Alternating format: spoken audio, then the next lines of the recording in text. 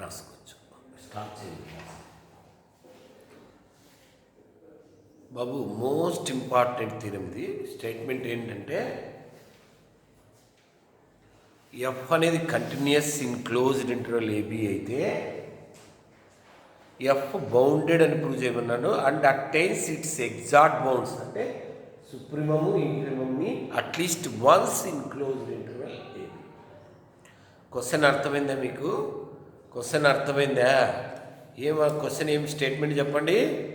F continuous అయితే F అనేది తన ఎగ్జాక్ట్ బౌండ్స్ సుప్రీమమ్ అండ్ ఇన్ఫిమమ్ని అట్లీస్ట్ వన్స్ అయినా రీచ్ అవుతుంది. ఏదో పాయింట్ వద్దాంటే at least once in its exact bounds at least once అన్నాడు. దీన్ని ఇలా ఉంటాడు స్టేట్మెంట్. ఎఫ్ కంటిన్యూస్ అయ్యి capital M small M supremum infimum అయితే సుప్రీమమ్ ఇన్ఫిమమ్ మర్చిపోయింది. Supremum comma infimum of F. Then there exists C, D belongs to closed interval AB such that capital M is C వద్ద reach అవుతుంది, small M ని D వద్ద reach అవుతుంది. ఇలా కూడా అడగచ్చు స్టేట్మెంట్ క్లియరా? ఏం స్టేట్మెంట్? కంటిన్యూస్ అయితే బౌండెడ్ అయితే ఆల్రెడీ ప్రూవ్ చేశాను. తర్వాత దాని ఎగ్జాక్ట్ బౌండ్స్ని రీచ్ అవుతుంది. ఎక్కడ అవుతుంది? ఇది క్వశ్చన్. ప్రూఫ్ ఎఫ్ కంటిన్యూస్ అని. ఈ క్వశ్చన్ 10 మార్కులు ఇస్తే ఎఫ్ బౌండెడ్ అని ప్రూవ్ చేయండి. నిన్న ప్రూవ్ చేశాను. Every continuous function is bounded. ఆ ప్రూఫ్ రాయండి. ముందు తీరంలో ఉంటుంది, ముందు స్టేట్మెంట్ ఉంది, పెట్టాను వీడియో యూట్యూబ్లో కూడా ఉంది కాబట్టి అది రాయాలి. ఏం రాయాలా? If F is continuous then F is bounded. ఈ ప్రూఫ్ రాయాలి. 10 marks.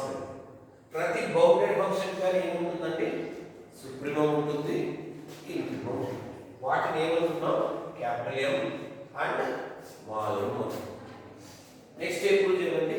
We have to prove that supremum కనీసం ఒక పాయింట్ వద్దన రీచ్ అవుతుంది అని ప్రూవ్ చేయాలి. అదే f of x is equal to capital M for at least one value of x in closed interval AB.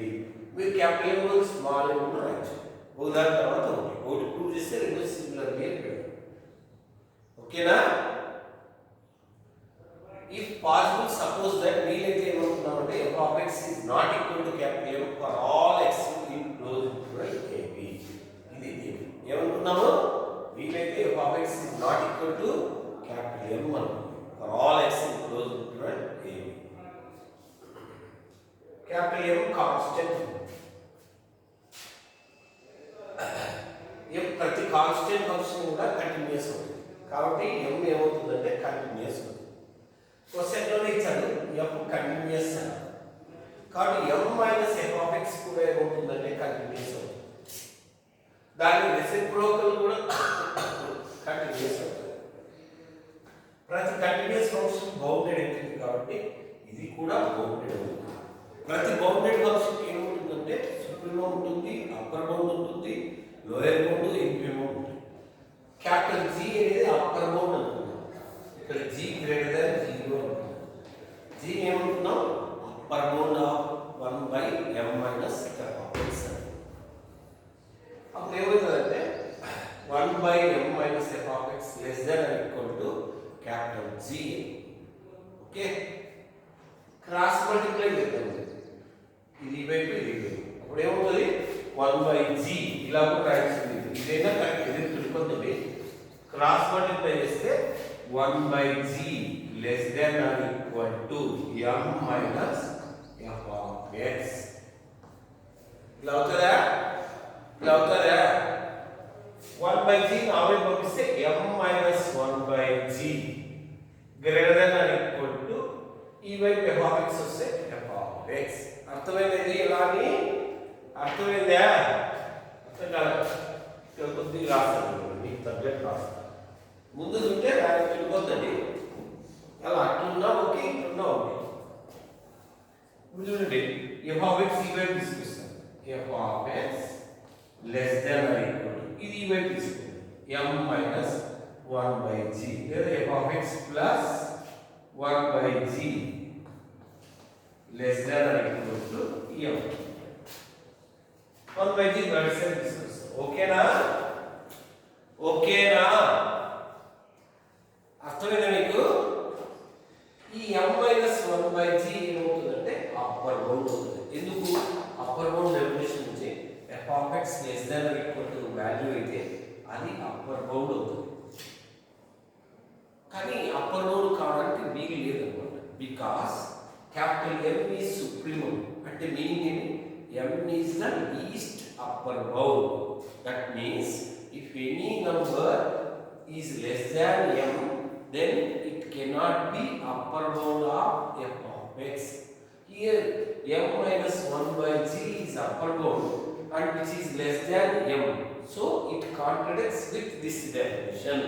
Hence our supposition is wrong. What is our supposition? F of x is not equal to m is wrong. F of x is equal to M for at least one value of x in closed interval AB. Let that value is c. When you take x is c, f of c is equal to capital M. Similarly, there exists b belongs to AB such that f of b is equal to small m. Hence, f contains supremum and infimum at least once. These are also called exact bounds. Exact bounds means supremum and infimum. That is the statement. It is also given here. Any doubt? Any doubt? Right. Next. రాసేసుకున్నారా?